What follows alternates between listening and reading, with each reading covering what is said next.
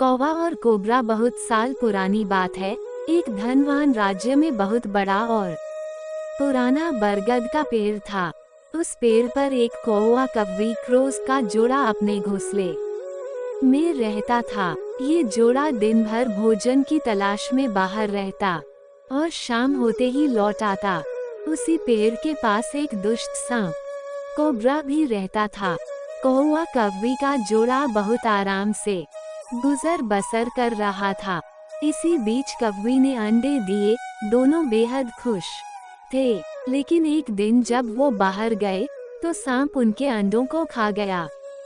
दोनों बहुत रोए।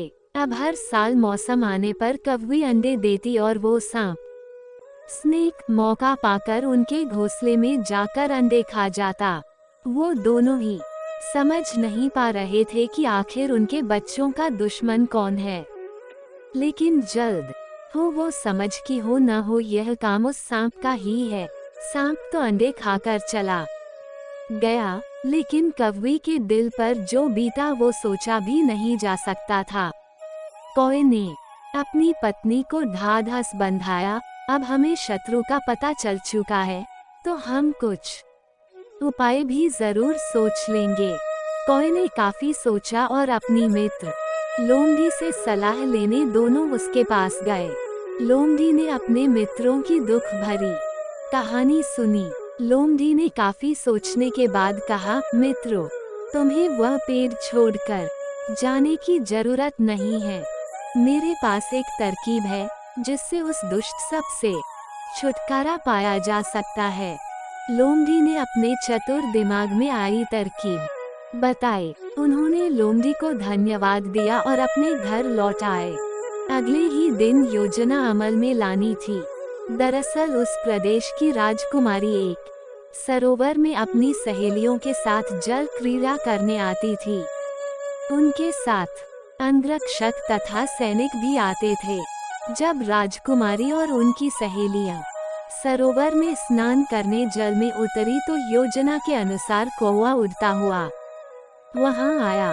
उसने पहले तो राजकुमारी तथा सहेलियों का ध्यान अपनी ओर आकर्षित करने के लिए कांव कांव का शोर मचाया। फिर राजकुमारी तथा उसकी सहेलियों द्वारा उतार कर रखे गए कपड़ों व आभूषणों में से राजकुमारी का प्रिय हीरे व मोतियों का विलक्षण हार में से एक हार चोंच में दबाकर ऊपर उड़ गया।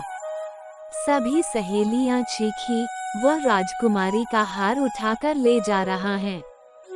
सैनिकों ने ऊपर देखा तो सचमुच एक कौवा हार लेकर धीरे धीरे उड़ता जा रहा था। सैनिक उसी दिशा में दौड़ने लगे। कौवा सैनिकों को उसी पेड़ की ओर ले आया। जब सैनिक कुछ ही दूर रह गए तो कौवे ने हार इस प्रकार गिराया कि वह सांप के खोल के भीतर जा गिरा। सैनिक दौड़कर खोल के पास पहुंचे तो वहां हार और उसके पास में ही एक काले सर्प को देखा। सैनिकों ने भालों से उस सांप के टुकड़े टुकड़े कर डाले और वो दुष्ट सांप मर गया। कौवा कव्वी बेहद खुश थे। सीख शरीर से आप भले ही कमजोर हों, लेकिन सूझबूझ का उपयोग कर हम बड़ी से बड़ी ताकत और दुश्मन को हरा सकते हैं। बुद्धि का प्रयोग करके हर संकट का हल निकाला जा सकता है।